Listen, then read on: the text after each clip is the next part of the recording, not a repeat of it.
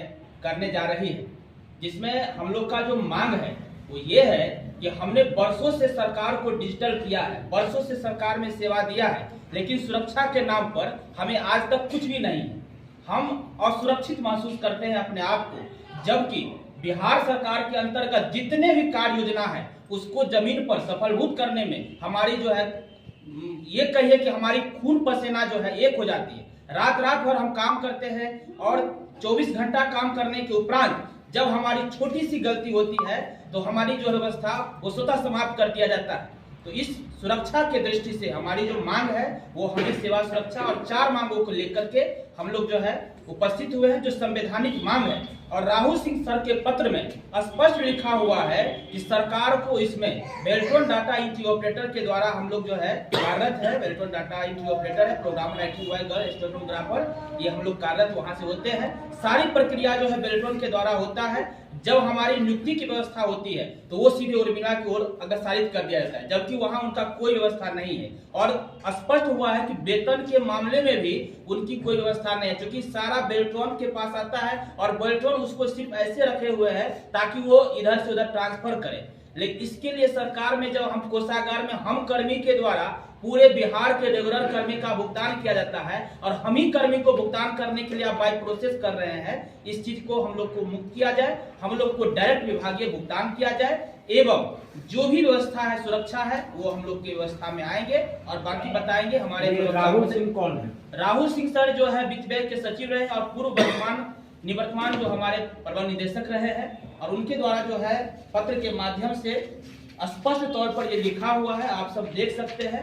ये पत्र है 1/11/18 को लिखा हुआ, 75-41 पत्रांक है।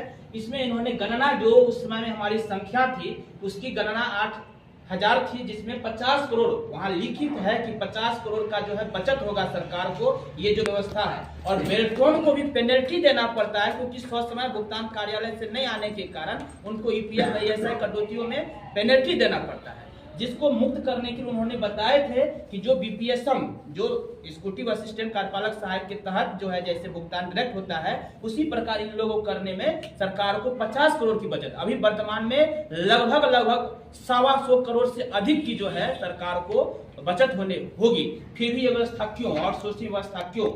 अभी ये 8,000 का जो है वो कितना अभी संख्या हो गया? अभी हमारी संख्या 20,000 लगभग जो है, हमारी संख्या 20,000 है और भी बहुत सारी जो है संख्या रिक्तियां आ रही है उसमें दिया जा रहा है। हमारी संख्या लगभग 25,000 के लगभग में है। आप चाहते हैं कि डायरेक्ट आपके अकाउंट में? जी बिल्कुल, जिसमें सरकार को बचत है, जिसमें बेल्ट्रॉन को पेनल्टी देना पड़ रहा है, उनका लिखित है, ये हम नहीं कह रहे हैं। ये हमारी मांग नहीं है, ये जिनके माध्यम से हम आते हैं उनके द्वारा ही ये सरकार को लिखा गया है कि इनको सीधे भुगतान नहीं होने के कारण इनका वैधानिक कटौती जो है वो समय से जमा नहीं हो पाता है और राज्य सरकार को इतना लाख रुपए या इतने करोड़ रुपए की हानि हो, तो भैया उससे कैसे बचा जा सकता? उससे बचने का ये जो प्रोसेस बताया गया है उसको ही हम लोग लेकर सरकार के समक्ष मांग कर रहे हैं कि राज्य सरकार इस पर गंभीरता पूर्वक विचार करे ताकि राज्य सरकार को पैसा बचे। हम अपने पैसा की चिंता नहीं कर रहे, हम राज्य सरकार के पैसा और राज्य सरकार के संसाधन की चिंता कर रहे हैं। तो ये तो पहले ये लिखा गया है। दूसरी बात ये है कि हम जिस प्रोसेस के माध्यम से आते हैं वो कहीं से भी बिहार सरकार में बहाल होने वाले सरकारी सेवकों से वो कम नहीं है। हमारी शैक्षणिक योग्यताओं को और हमारे चयन प्रक्रियाओं को अगर देखा जाए गंभीरतापूर्वक तो वो जैसे आयोग के माध्यम से जो भर्तियां होती हैं उन्हीं मापदंडों का पालन किया जाता है, चाहे वो रोस्टर हो, चाहे वो शैक्षणिक योग्यता हो, चाहे वो आपको जाके परीक्षा का मापदंड हो। टीसीएस जैसी संस्था के माध्यम से हमारी परीक्षा होती है, हम आवेदन भरते हैं, सीबीटी होती है, सीबीटी पास करने के बाद हम उसके बाद टंकन की परीक्षा को देते हैं और इन सब प्रक्रियाओं में चयन होने के उपरांत ही हमारी सेवा जो है वो सामान्य प्रशासन विभाग के द्वारा 100 बिंदु रोस्टर है उसका पालन करते हुए सभी विभागों को हमारी सेवा जो है वो दी जाती है। हम बिहार के या फिर कैजुअल नहीं, हम यही तो दुर्भाग्यपूर्ण ये है जिसको लेकर हम लोग यहाँ उपस्थित हुए हैं। तो अभी भी जो है एग्जाम लिया जा रहा है, अभी भी भर्तियां जारी है, तो क्या इस पे रोक लगनी चाहिए? नहीं, हम इसके रोक के विषय पर आज यहाँ उपस्थित नहीं हैं। ये निरंतर चले, राज्य प्रगति करता है और उसमें यदि हमारा योगदान है यदि हमारा योगदान है तो इससे बड़ी बात क्या होगी। परंतु जो योगदान दे रहे हैं उनके विषय में अगर राज्य सरकार चिंतित नहीं है तो हमारा कहीं ना कहीं मौलिक अधिकार है कि उनको हम उनका ध्यान हम अपने हमारा जो समस्या है उससे उनको हम अवगत कराएं।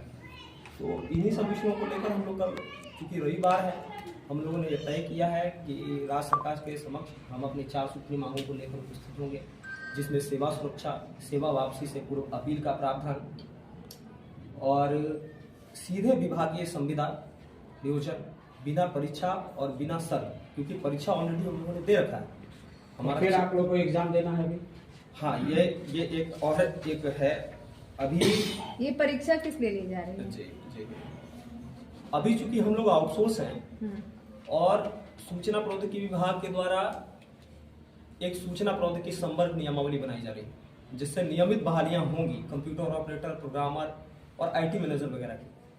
उन परीक्षाओं में भाग लेने के लिए संविदा कर्मचारियों को वेटेज देने का हाई लेवल कमीशन ने, उच्च स्तरीय कमेटी ने अपनी अनुशंसा सरकार को की थी। चूंकि हम आउटसोर्स कर्मचारी हैं तो तकनीकी रूप से उन परीक्षाओं में भाग लेते वक्त हमको किसी प्रकार की छूट नहीं मिलेगी। यानी हम 20 वर्ष की व्यवस्था बनाई है कि इनको पहले संविदा किया जाए। तो संविदा हम कैसे करेंगे? तो सामान्य प्रशासन का संकल्प संख्या 1003 है, उनके माध्यम से जो नियुक्तियां होंगी उनको संविदा मानते हुए और फिर आगे अलग नियमित बहाली में भाग लेने का अवसर उनको दिया जाएगा। चौंकाने वाला बात यह है, जहां तक अभी हम लोग समझ पा रहे हैं, कि इस संविदा बहाली में भी हम लोगों को भाग लेने के लिए परीक्षा देना पड़ेगा और हम लोगों के द्वारा काम किए गए वर्षों का किसी प्रकार का कोई वेटेज नहीं देगा देने जा रही है सरकार। सिर्फ और सिर्फ उम्र सीमा में छूट देने की बात हो रही है। तो विगत 8 वर्षों से 20 वर्षों से जो लोग काम कर रहे हैं उनको यदि अंक में अगर लाभ नहीं मिलेगा तो फिर जो नियमित बहाली में भाग ले माफ करिएगा, जो फ्रेशर कैंडिडेट होंगे उनके साथ हमारी प्रतिस्पर्धा होगी और उनके साथ जब प्रतिस्पर्धा होगी तो दिन रात तो हम ऑफिस में रह रहे हैं, पढ़ने का हमारे पास समय नहीं है, तो फिर हम कैसे उस परीक्षा में बैठेंगे? बिहार में 20 साल काम करने के बाद फिर से एग्जाम देना, ये कहाँ तक उचित आपको लगता है? नहीं, बिल्कुल ये उचित नहीं है। आप चाहते हैं कि इसमें कुछ एक अलग कैटेगरी बनाया जाए, जो लोग काम कर रहे हैं उनको कुछ छूट मिले? बिल्कुल उनको छूट मिले। किस और तरह का छूट चाहते हैं? हमारा ये मानना है कि सूचना प्रौद्योगिकी विभाग का उपक्रम है वेल्ट्रॉन, कोई एजेंसी नहीं है और उनके माध्यम से जो परीक्षाएं हुई हैं उसका राज्य सरकार को अवलोकन करना चाहिए, समीक्षा करना चाहिए, उस पर विचार करना चाहिए। और वो परीक्षा के माध्यम से जब बिहार में इतने लोग दक्ष लोग काम कर रहे हैं तो उस आधार पे ही उनको सीधे संविदा कर देना चाहिए।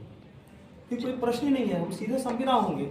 और हमारी ये मांग नहीं, हम बार बार इस चीज को कर रहे हैं कि राहुल सिंह ने स्वयं इस चीज को लिखा है, राहुल सर ने स्वयं इस चीज को लिखा है कि इनको सीधे विभागीय संविदा नियोजित किया जाना चाहिए ताकि इनका भुगतान समय से हो सके और राज्य सरकार को भी पैसा बचे। आज के डेट में बिहार को राजस्व का कितना नुकसान हो रहा होगा आपके हिसाब से?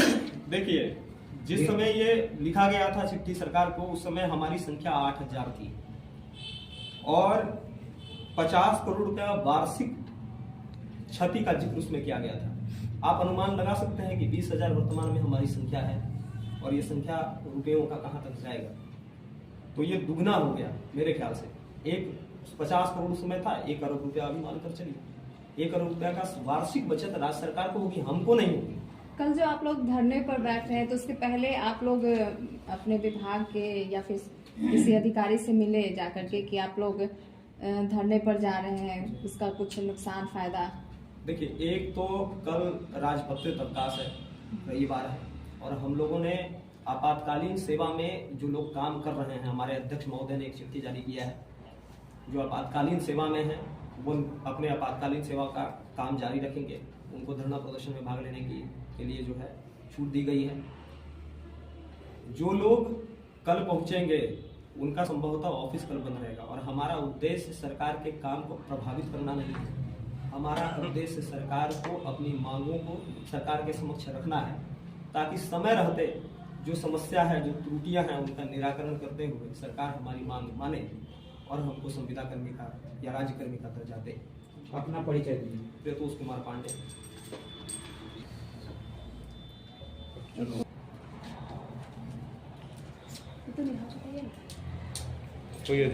नहीं, रुकिए।